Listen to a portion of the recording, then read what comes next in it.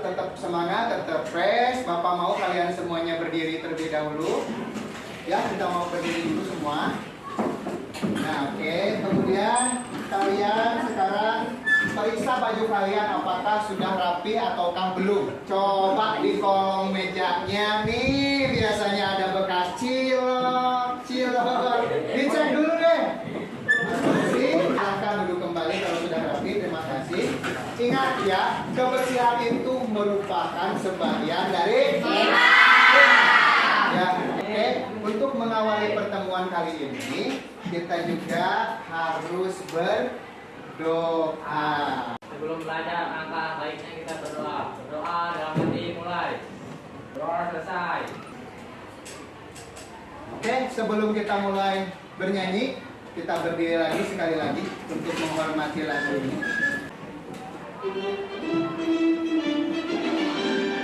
Keluarkan suaranya.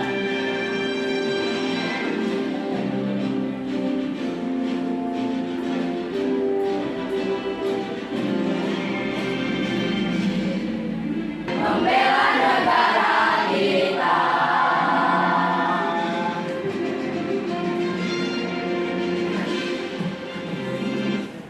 Tepuk tangan untuk kita.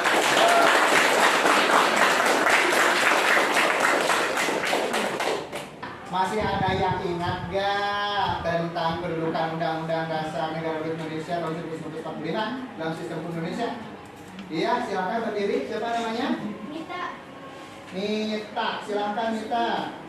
Kedudukan Undang-Undang Dasar Negara Republik Indonesia tahun 1945 itu adalah merupakan sebagian hukum dasar yang tertulis. Oke, sebagian dari hukum dasar yang tertulis. Betul? Betul. Pertanyaan berikutnya deh, fungsinya apa Undang-Undang Dasar itu? Sebagai hukum dasar Undang-Undang Dasar 1945 merupakan sumber hukum tertinggi dari keseluruhan produk hukum di Indonesia. Wih, mantap jawabannya. Nah, itu dia. Jadi, Undang-Undang Dasar itu merupakan hukum yang tertinggi di negara kita. Tujuan kalian mempelajari materi ini, bila kalian mempelajari materi ini dengan baik, maka kalian itu akan mampu mengetahui ya bagaimana peraturan-peraturan perundangan itu, dan kalian akan tahu bahwa di dalamnya itu adalah menjamin hak kalian, kewajiban kalian yang untuk mewujudkan tujuan dari negara ini seperti itu. Nah, kemudian di sini kali ini adalah memahami peraturan perundang-undangan dalam sistem hukum nasional. Nah, juga peraturan yang berkaitan dengan peserta didik. Nah, ini materi yang Bapak tambahkan ya. Sehingga peserta didik mampu mengetahui hak dan kewajiban terutama dalam Undang-Undang Dasar 1945 itu.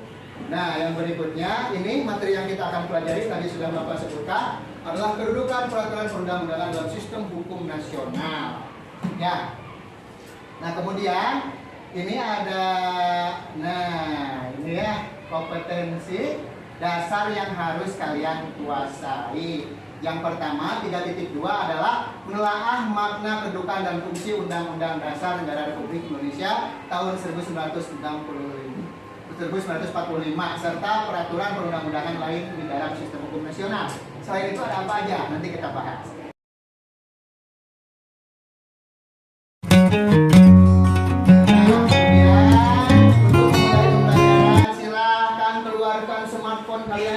iPhone Pro Max 14-nya mana nih? Dan, nah, coba sekarang salah satu di antara kalian coba scan. Di sini ada modul, modul elektronik modul. Jadi modulnya dalam bentuk PDF, Bapak simpan di drive, sok coba. Tuh, ada yang mau coba sok? Mangga. Di scan ya. Nah, coba dibuka. Tuh, yang lain sini, belajar. Ayo, ayo sini. Coba. Udah kebuka? Bisa? Oke, nah sekarang kita akan masuk ke materi. Gak akan banyak materi yang Bapak sampaikan. Yang jelas harus kalian pahami, resapi, dan aplikasikan dalam kehidupan sehari-hari. One slide, just one slide. Oke. Nah, di sini ada peraturan perundang-undangan dalam sistem hukum nasional. Sebagaimana minggu sebelumnya atau pertemuan sebelumnya yang telah kalian pelajari bahwa tadi kedudukan Pancasila, kedudukan Pancasila, kedudukan Undang-Undang Dasar itu adalah yang paling tinggi di atas. Di atas apa? Di atas awan, di atas peraturan undang-undang yang lain. Kemudian yang kedua itu harus dipatuhi. Coba, Epul dibacakan. Yang keras ya. Kepatuhan warga negara terhadap Undang-Undang Dasar Negara Republik Indonesia tahun 1945 akan mengarahkan kita pada kehidupan yang tertib dan teratur. Nah, di sini adalah siapkan naskah Undang-Undang Dasar Negara Kesatuan Republik Indonesia tahun 1945. Sebagaimana yang telah Bapak sampaikan di awal, Bapak punya game kartu. Ya sudah. Ya. Bukan sulap, bukan sihir, tapi ini adalah kartu yang berisi satu pasalnya dalam Undang-Undang Dasar. Dan yang kedua adalah bunyinya. Nanti Bapak kocok ya. Kalau begitu Bapak akan bagikan acak ya. Oke, nanti kalau nggak ada pasangan nggak apa-apa, karena kan kita kan nggak ada yang nggak hadir ya. Oke, kita acak. Langsung sebar kemana, ke belakang. Kita mulai. Siap? Bapak itu 3, 2, 1, mulai. Ya, silakan bergerak. Pasang-pasangnya. Bekerja sama.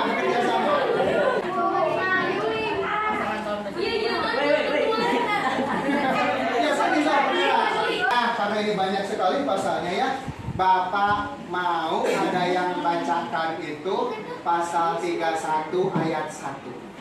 Setiap warga negara wajib mengikuti pendidikan dasar dan pemerintah wajib membiayainya.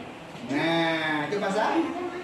Pasal 31 ayat 1. Oke, set. Nah, coba amati. Gambar apa ini? KIP. Oke, silahkan. Ada yang tahu nggak KIP itu apa? Kartu Indonesia Pintar. Kartu Indonesia Pintar. Nabila ya. Kartu Indonesia Pintar. Fungsinya buat apa sih? Manfaat bagi penerima Kartu Indonesia Pintar adalah dana yang diberikan melalui program ini bertujuan untuk membantu biaya personal peserta didik, seperti untuk membeli perlengkapan sekolah, buku, uang saku, biaya transportasi, dan biaya pendidikan. Mantap jawabannya. Di sini Bapak akan memberikan sebuah kasus, sebuah masalah. Nah, di dalam berita ini judulnya apa? Distribusi kartu KIS Kartu Indonesia Pintar yang tak merata. Silahkan, boleh di-scan ke depan. Tiap kelompok satu orang perwakilan scan ke depan untuk membaca berita ini. Yuk, tiap kelompok. Ya, kelompok 1. Ada kelompok 2. Siap. Heterogen sudah ya? Perempuan ada, laki-laki ada, gitu. 3. Ada perempuannya, ada laki-laki ada. Mantap. 4. Oke, 5. Oke, ada semua ya. Ini adalah LKPD-nya. Barangkali yang belum di-shoot di sini masih ada di sini ya. Masih ada di sini dan ada juga di LKPD kalian. Ya, ringkas saja pokok-pokok jawabannya. Kemudian tuangkan dalam LKPD di format analisis. Di sini ada kasusnya, bisa kalian scan gunakan handphone kalian. Nah, kemudian di sini ada format analisis yang harus kalian isi. Nah, 1, 2, 3 soal saja. Nah, di belakang ada rubrik penilaian. Jadi kalian kalau mau dapat nilai 100, ikuti petunjuk di sini ya. Silakan diskusikan dengan kelompok kalian. Boleh menggunakan teknologi AI kalian. Apa AI? Artificial Intelligence atau Google Assist. Silakan kaji. 7 menit Bapak kasih timer ya. Silakan berdiskusi. Tulisannya yang rapi.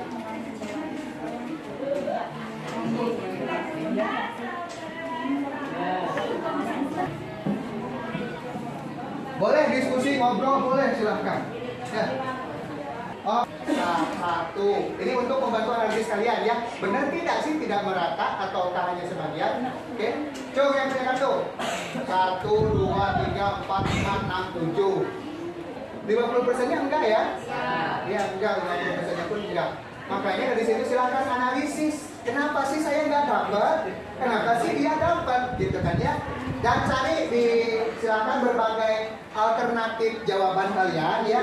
Siapa sih yang berhak dapat tip? Cari di situ. Jangan takut untuk berbicara. Bapak tidak melarang kalian berbicara, tidak melarang kalian ribut selama itu meributkan pelajar. Selama kalian berdiskusi, silakan. Ya, gak apa-apa, tanya aja kalau apa? Nah, ya, boleh nanti di sini ada untuk pengumpulannya linknya. Nanti ini akan masuk ke dalam Google Drive ya, hasil jawaban kalian untuk kalian presentasikan.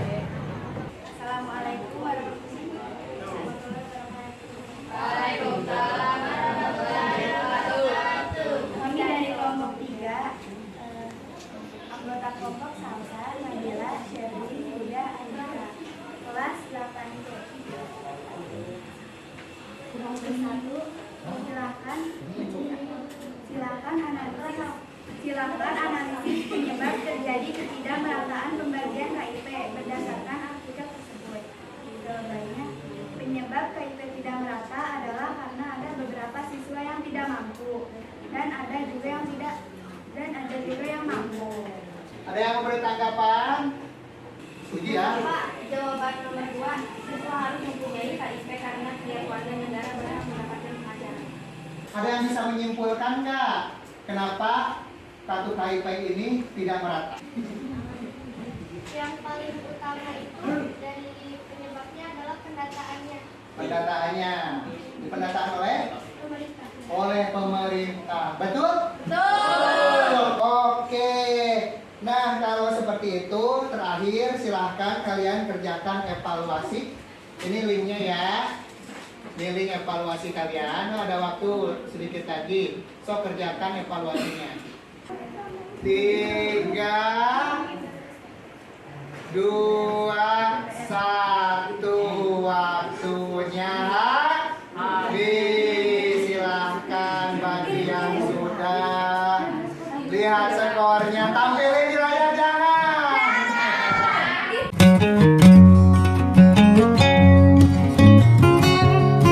Apa yang paling menarik dalam pembelajaran kali ini? Jawaban, Pak. Bisa ketawa dalam apa? Materi apa? Materi Yang mana? Yang seru? yang ini, Pak. Oh, yang kartu. Ya. Siapa yang bisa menyimpulkan dari total keseluruhan pelajaran ini? Bisa menyimpulkan Undang-Undang NRI tahun 1945 Iya. Terus?